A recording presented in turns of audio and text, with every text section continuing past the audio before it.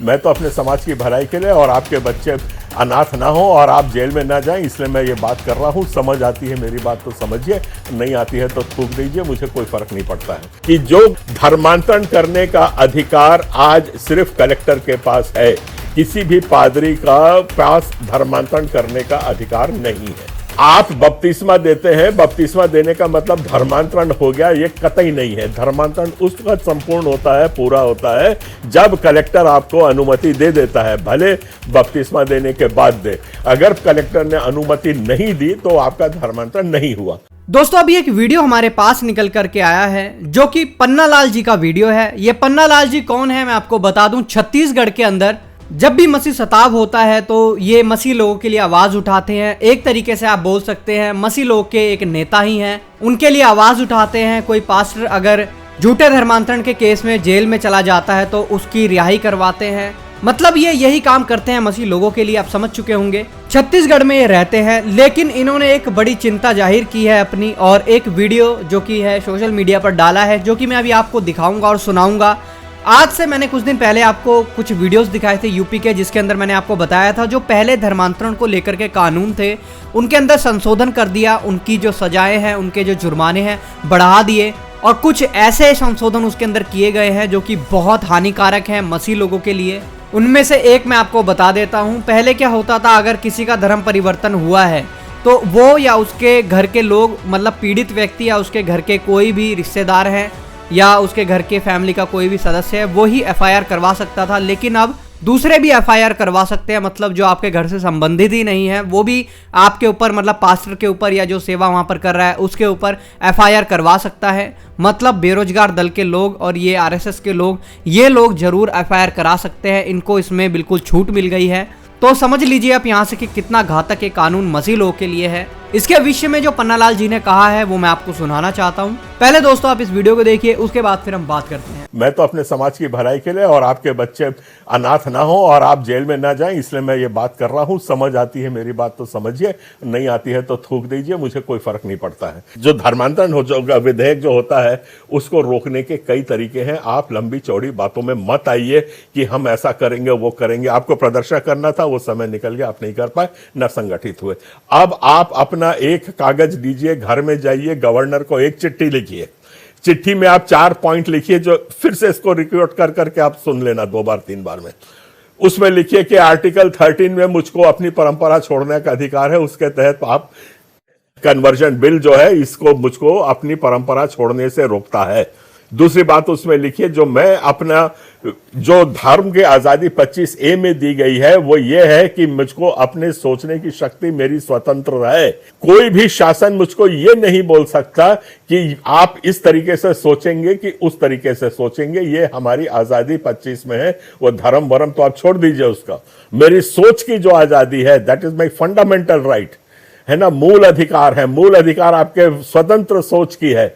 आप उसमें लिखिए कि मेरी स्वतंत्र सोच के ऊपर कोई सी शासन का अतिक्रमण नहीं हो सकता है। ये आप दूसरी पॉइंट में लिखिए उसमें। और उसके बाद आप लिखिए, आप जितने भी ये कानून बना रहे हैं ये एक टेढ़ा कानून है, बगैर सोचे समझे, बगैर इनपुट्स को लिए आप लोगों ने कानून बनाया है। इसलिए गवर्नर को बोलिए कि आप इस पे हस्ताक्षर मत करिए, ये आवेदन करिए। महत्वपूर्ण बात यह है कि जो धर्मांतरण करने का अधिकार आज सिर्फ कलेक्टर के पास है, किसी भी पादरी का पास धर्मांतरण करने का अधिकार नहीं है।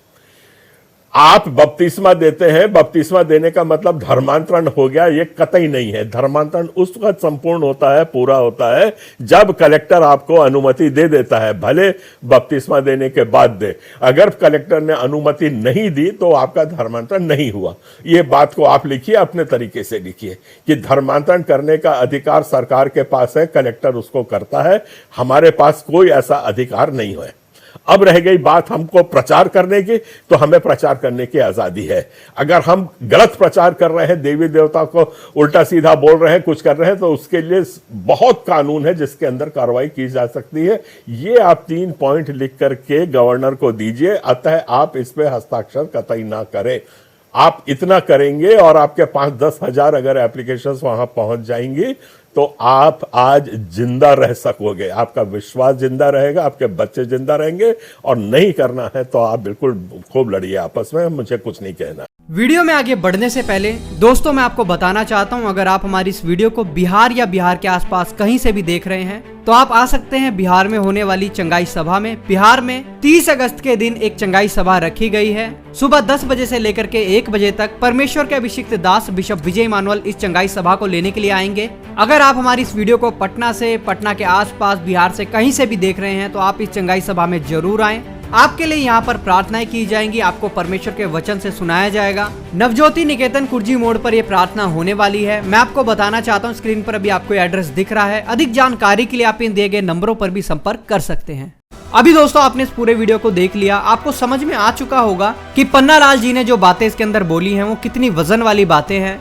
सचमुच में दोस्तों ये बहुत चिंता वाली बात है उन लोगों के लिए जो लोग वहाँ पर सेवा करते हैं, उनके भी बच्चे हैं, उनकी भी पत्नियां हैं। अगर उनके ऊपर इस तरीके से शिकंजा कसा जाएगा और उनको अगर कोई झूठे आरोप में भी उनको जेल करवा देगा, उनके ऊपर FIR करवा देगा तो वो उठा लिए जाएंगे, वो जेल में चले जाएंगे, उनकी जमानत नहीं होगी। अगर कोर्ट के अंदर उनको सजा दी जाएगी तो करीब 10 साल, 15 साल, 20 साल या उम्र कैद तक की सजा उनको हो सकती है।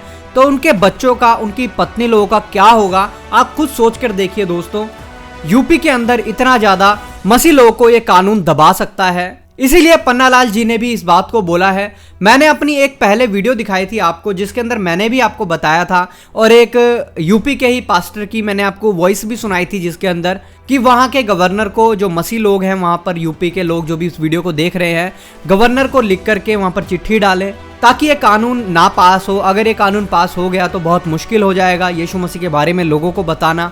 और मैं आपको बता दूं सबसे बड़ी बात तो ये हमारे ही हमें जो अधिकार दिए गए हैं उनका हनन है। आखिर हम यीशु मसीह के बारे में लोगों को बताते हैं, यीशु मसीह लोगों को चंगा करता है। क्या हम दावा करते हैं कि हम आपको चंगा करेंगे? कभी भी नहीं। हम सिर्फ ये बोलते हैं कि आप प्रार्थना करवाइए, यीशु मसीह आपके लिए इस काम को करेगा। अन्य जातियों में भी दोस्तों ये चीजें होती है, आपको पता है। एग्जाम्पल के लिए आप देख लीजिए दोस्तों, जब अन्य जाति लोग, जो हिंदू लोग हैं, जब वो अपने घर में शादियां करवाते हैं तो उससे पहले कई बार पूजा पाठ करवाते हैं, हवन करवाते हैं घर में। उनके घर में जब कोई बच्चा पैदा होता है तब भी पूजा पाठ रखी जाती है, हवन रखा जाता है। किसी किसी की मान्यता होती है कि अगर हमारे घर में लड़का होगा तो हम ऐसा जागरण कराएंगे, लड़की होगी जागरण कराएंगे। तो वो लोग दोस्तों अपनी श्रद्धा के अनुसार ये सब चीजें कराते हैं। ये सब बातें आपसे छुपी भी नहीं है। तो जब हिंदू लोगों को अधिकार है पूजा पाठ का, कीर्तन करवाने का, तरह तरह के जो जागरण है वो करवाने का, तो मसीह लोगों से अधिकार क्यों छीने जा रहे हैं? क्योंकि आपको पता है जब भी कोई अब सेवा करेगा यूपी के अंदर, अगर ये कानून पास हो जाएगा,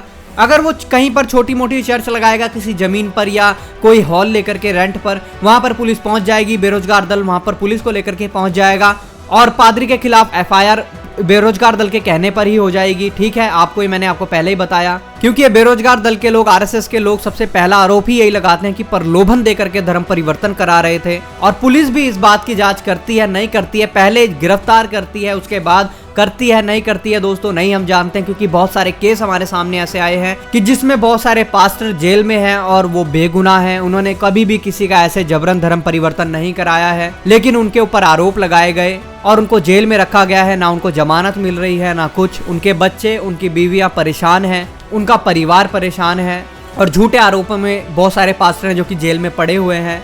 और आप खुद देखिए दोस्तों, जबकि ये कानून पास होने वाला है, अभी 1-2 जगह से दोस्तों शायद ये कानून पास होना रह गया है, उसके बाद ये प्रॉपर पास हो जाएगा। तो आखिर जब मसीह लोगों को वहां पर पता है, वहां के जो पास्टर हैं उनको पता है, तो इसके खिलाफ प्रदर्शन क्यों नहीं किया जा रहा? इसके खिलाफ क्यों आवाज नहीं उठाई जा रही? इसमें पन्नालाल जी भी इसमें इस बात को बोलते हैं। जब मैंने पहले वीडियो बनाया था कि गवर्नर को आप लोग चिट्ठी लिखिए, तो उसके अंदर ये नहीं बताया था कि आपको क्या क्या लिखना चाहिए, क्या क्या बातें उसके अंदर मेंशन करनी चाहिए। लेकिन इस वीडियो को दिखा करके मैं आपको एक बात बताना चाहता हूँ कि अब आपको क्लियर हो चुका है कि आपको क्या लिखना है गवर्नर को। जो पन्नालाल जी ने बताया है, अच्छी खासी वो कानून की नॉलेज भी रखते हैं, तो आप इन सब बातों को फॉलो करके, लिख करके डाल सकते हैं, ताकि परमेश्वर करे ये कानून पारित होने से रुक जाए। वरना मसीह लोगों का हाल बहुत बुरा हो जाएगा, पास्टरों का हाल बहुत बुरा हो जाएगा, जिनके ऊपर धर्म परिवर्तन के आरोप लगाए जाते हैं। और ऐसे पास्टरों के ऊपर लगाए जाते हैं दोस्तों जिनके पास खुद के पास खाने के लिए खाना नहीं होता है।